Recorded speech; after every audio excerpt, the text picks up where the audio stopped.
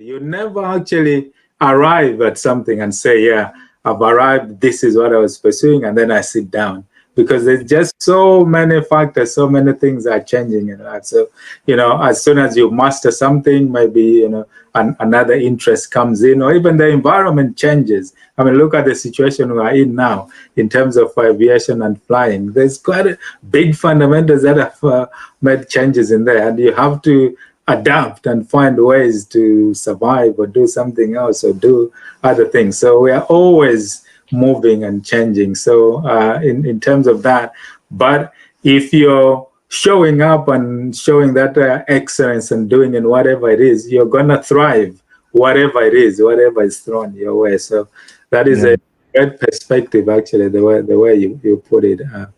There's a beautiful paradox. I don't remember the name of it, but I remember being taught this in math class, and I think for most people it was like, who cares?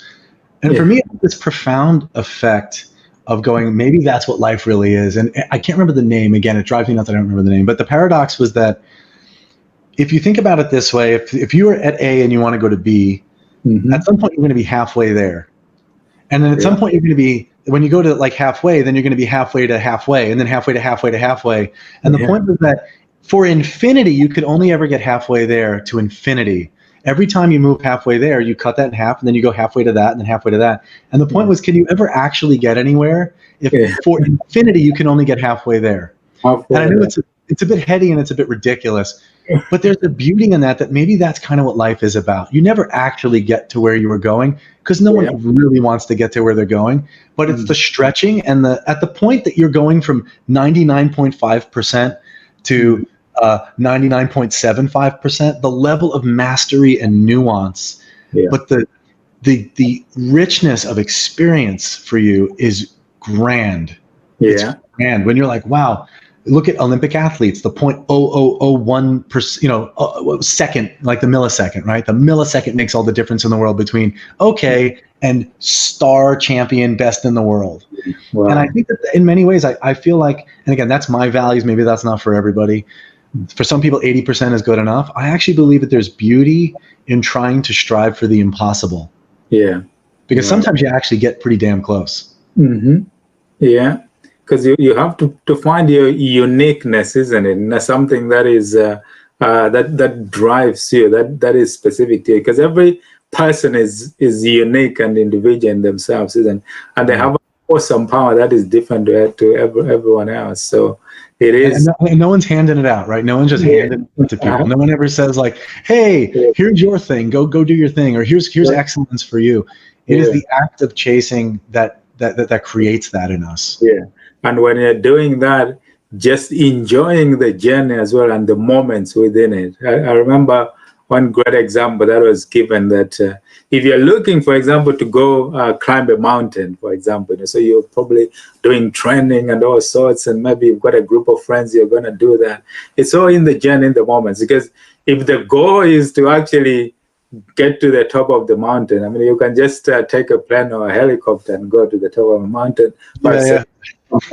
But everything is in the preparation, the food, maybe they're walking there, your friends and all the people you're traveling with. So it's the journey. So even if you actually never get to climb or to get to the top, but there's been events and the journey which you've actually enjoyed before actually getting there. So that's probably one of the things that we should try. Like you are saying, even though you don't know what your eventual goal is, but in between and in the now and in the moments, you've got stuff that you're doing, that you're enjoying, the networking, the people that you're meeting, the talking and sharing your information and your inspiration. It's all part of the journey. So it all adds to that kind of being in a way. So it's quite great actually, to share and get to speak to people like yourself to actually share that journey. So this just take us through as well. Obviously, you're flying. You talked about at 16, because within flying, a bit of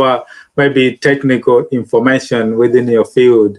Obviously, you've got in terms of like at 16. Obviously, what you are flying? Could it be just a single jet engine? What are the sizes of the stuff that you can actually fly and get licenses for? How does that work? Yeah, so here's the technical stuff. I grew up flying a mishmash of airplanes, so everything from single engine to twin engine airplanes, and some were pretty large for to be Yeah, training on. But I just grew up around it. So yeah, by 19, I'd become a Learjet pilot. So I was flying charter flights all over the country, all over the Western Hemisphere for the most part. yeah, Uh, we were doing also a lot of organ transport flights, which we still do as a company. So we yeah, were the guys that would pick up the organ teams or the surgeon teams in New York and then go fly them to wherever, Pennsylvania, to go harvest organs and then fly them back. So it's like super critical type stuff. Just yeah, go. Nice to be doing life-saving work though, but it was kind of the balance of both worlds.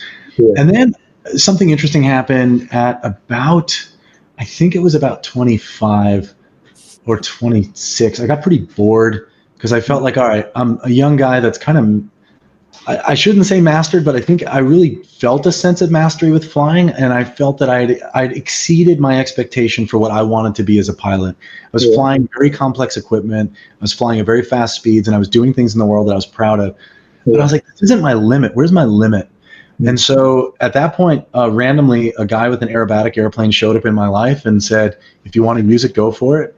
And next thing you know, I'm out there doing loops and going straight up and spinning down towards the ground and, oh, doing all kinds of crazy stuff. And to me, that was three-dimensional freedom. It was, I've been told my whole life, you can't climb faster than, or, steeper than this, and you can't turn more than that. And yeah, this guy, the first time I got in the airplane, he goes, do whatever you want. Hang upside down, go straight down, go straight up. And I'm like, this is the coolest thing I can think of doing. I love the sense of freedom in flying, and this took it to another level. So I got super obsessed with that feeling of just like, I can really dance and paint in the sky. It yeah, felt so liberating. From there, I did that for a bunch of years. The guy ended up selling the airplane and moving. So I never got back into stunt flying, unfortunately, but it is near and dear to my heart, and it's a life goal to one day get another one of those. But around my early 30s, I decided that my greatest contribution in my relationship to aviation was not in flying airplanes. It was actually in running the business. yeah, So I really self-retired from jet flying and said that I really want to build an aviation company that allows people who are passionate about aviation and passionate about flying and passionate about fixing airplanes, they can have a place that has a really caring culture. Because unfortunately, our industry has been a pretty tough industry for professionals in the same way like actors and actresses and artists and aviators are the same way. People that love aviation have really struggled in a lot of cases. It's only recent that their quality of life has gotten much better. But they had people making $18,000 a year flying commuter airlines and living off food stamps and sleeping in crash pads. And I was like, you know what? I really want to create an environment where they can make a good living. We're creating a quality product, and we have a culture that really cares about them. So that really has been my focus for aviation, with a second track happening at the same time. After stunt flying, even that got a little bit boring. And I was like, all right, it's cool. I can do the dance in the sky. I get it. I can do all this stuff. I'm not going to die. I know I'm not going to die. I have a parachute. I'm like safe. I'm trained. What was really unexpected was I remember taking a friend flying around that time. And when we took off the ground, I looked over to the right, and I do this thing sometimes where I like to accelerate over the runway and then just really climb steep on the takeoff. And it's just something people aren't used to.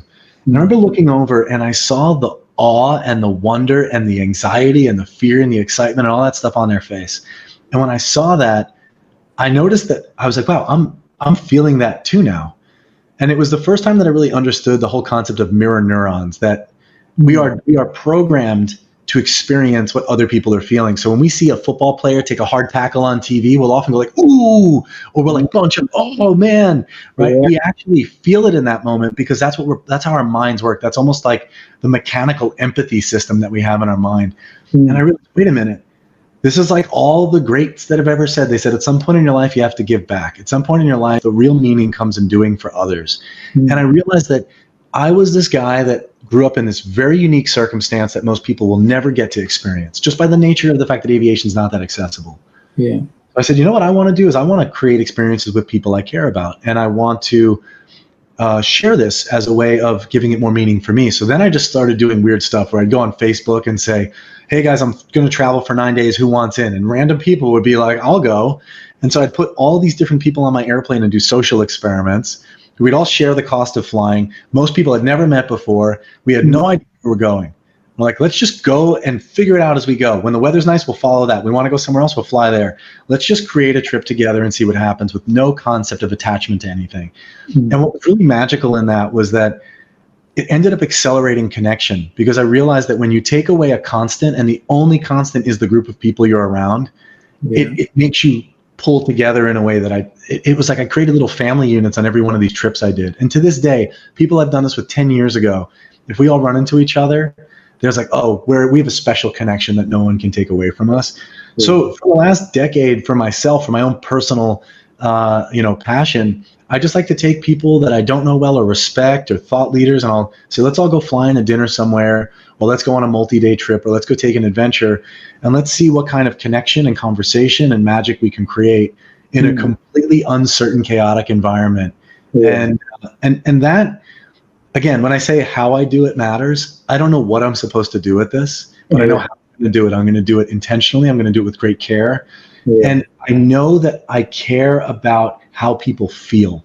And at the end of the experience, when someone says to me, whether I play a guitar, whether I take someone flying, whether I have people that work for me in the company, whether I'm hanging out with entrepreneurs, my goal is always to see people inspired to say, I had no idea I could do that. I had no idea I was capable of that, and that was in me. And I, for some reason, whether it's the support of the people around me, whether it's the fact that I was terrified of going on an airplane, whether it was the fact that I was terrified of not having a plan, I love the idea of seeing that every one of the things I do allows people to look at the edges of what they're capable of. And so, again, that's kind of the technical aspect of the business. Now, what we found, because of this passion, I was like, all right, well, go back to Ikigai. What are people going to pay me to do? Like, that's all nice, right? Like, flying friends around is nice, and playing music in the park is nice, which I don't really take money for. How do I create something that people want to pay me for? What's the value I'm creating that is worth receiving someone else's money or monetary support in the process? So what we really decided was that I actually got really clear that I don't run an aviation company. Actually, I run a financial planning company, because the reality is that aircraft are expensive. The number one reason that you don't have a plane, I'm assuming you don't. If you did, I assume you'd tell me by now. But the number one reason you don't have a plane is probably money related on some level. If you're infinite money, my guess is that you'd have a jet. Absolutely. Yeah, I mean, very few people would be like, nah, I just don't believe in them. Most people think, like, what an incredible tool for creating time and for access to move around and build meaningful relationships and be more effective in everything I do. So if most people don't have it because of money, then in reality, we're a financial company, because that's the only way we can solve this puzzle, is understanding people's relationship to wealth planning, tax, and all that stuff.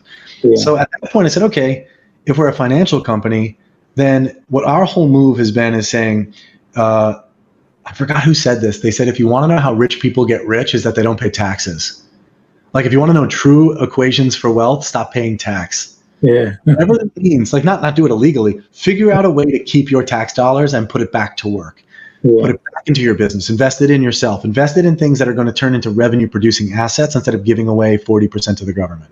And so, again, I believe in value generation. I believe in economies, and I believe in governments and taxes and all that stuff. But the reality is that if I can provide more airplanes to fly or more mechanics to do work, more people make a living, people make a good living in a great cultural environment, I believe in what our business creates in the world, in the value chain. I said, okay, so what we now help people do is we help someone like you figure out, one, what does it cost for you to enter aviation? It's probably less than you think. I wrote a book about it called Own Your Own Plane. It costs less than you think, because most people think it costs tons of money to buy a jet. Like, it's $50 million to buy a jet. You got to have Jay-Z money, right? So like, okay, well, let's make that not the real thing. The last jet we bought, well, that's not true. The last jet we bought was a little bit more, but we recently bought a jet a year ago that is an 8-seat jet that'll fly to Florida, fly to the Bahamas, fly to the Caribbean, fly halfway across the country. You can go across the country with a fuel stop. We bought it for $300,000. Oh, really? $300,000. Wow. And this is a beautiful machine that goes higher than airliners, flies just as fast as an airliner. Most people don't know the age of the plane. If I showed them the picture, they would, I don't know, when is that from? Last year, 10 years ago? I have no idea. So I realized there was all this ignorance about older aircraft that people say, oh, it's got to be unsafe. It's not unsafe. The statistics are there that there's no correlation between age of plane and safety. So we said, well, what if we can help people come up with a financial plan for their life to understand, one, how much money they actually need to make to have an airplane. Two, we could enable that and make it possible. When they do buy it, we will take their airplane when they're not using it and generate revenue for them to offset their costs. And then biggest and most important, we could even help them set up a tax optimal strategy that they can offset, because planes have a bonus depreciation where you could buy a plane and depreciate it to zero that year. So in other words, you say to me, Nick, I made $1 million this year. Great. Let's go buy $1 million airplane and you can write down your profit to zero. Zero. Wow. It's insane. So again, that's why I say a lot of people in aviation are aviation, airplane passionate people, maintenance, passionate about fixing airplanes. I'm passionate about all that too. But the difference between you entering my industry and is not making you love airplanes. It's helping you understand the financial landscape and fitting it into your life. So I've really had to, I was never a numbers guy in that way. I never cared about money. I'm an artist. I like playing music and like floating through the sky.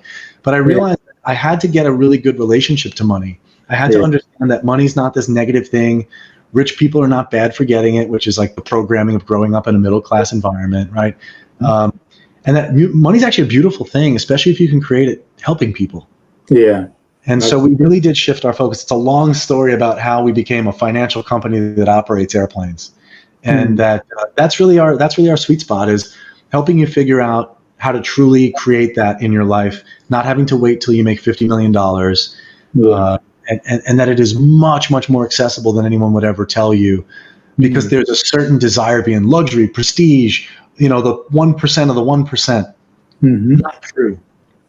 It's available to everyone in different ways. Some people, it's just one flight that they take at a flight school to know that they can fly an airplane. For some people, it's buying a piston engine airplane and flying their family around to the little family vacations. For other people, it's buying a jet and having their business offset all their positive income and their net profits.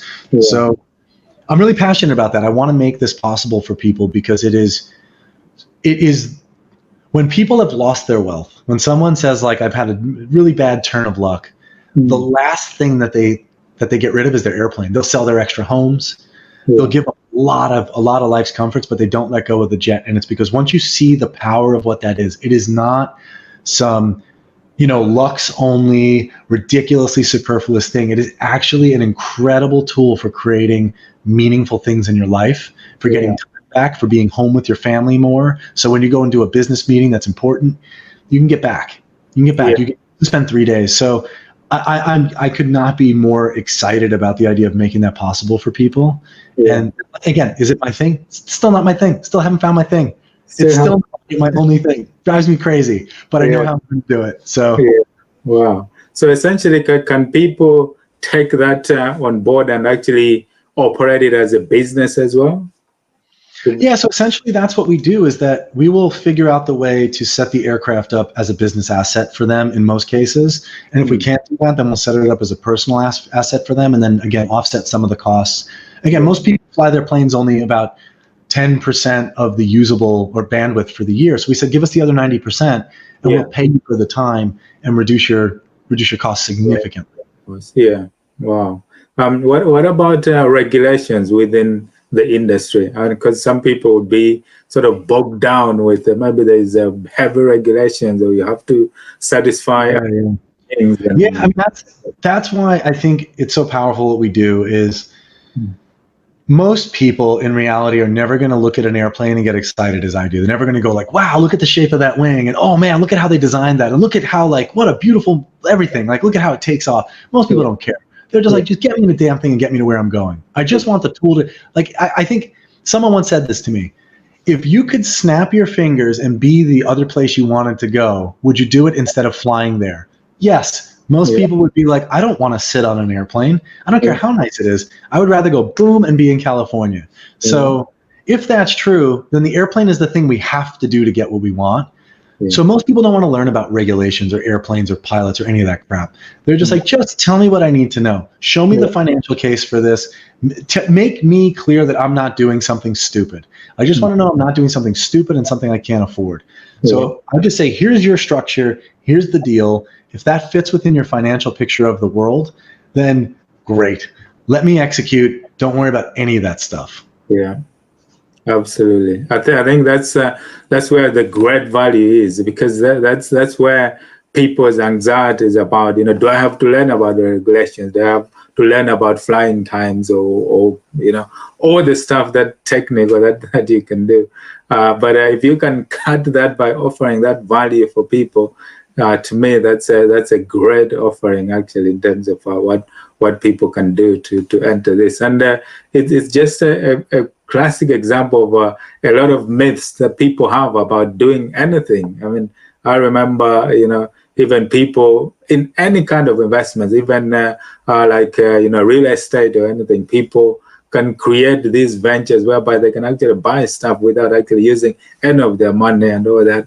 But understanding and getting the right people who are in the business, they've got the knowledge, they've got the business, the expertise, people like yourself. That's where you cut all the risk, because it's all about risk, isn't it? You get to learn and leverage on that knowledge and that people like yourself have. So okay, so yeah, what else do you offer? Like, how can people find you, or find out more information, or just give us more detail about what you actually offer and how people can get on board?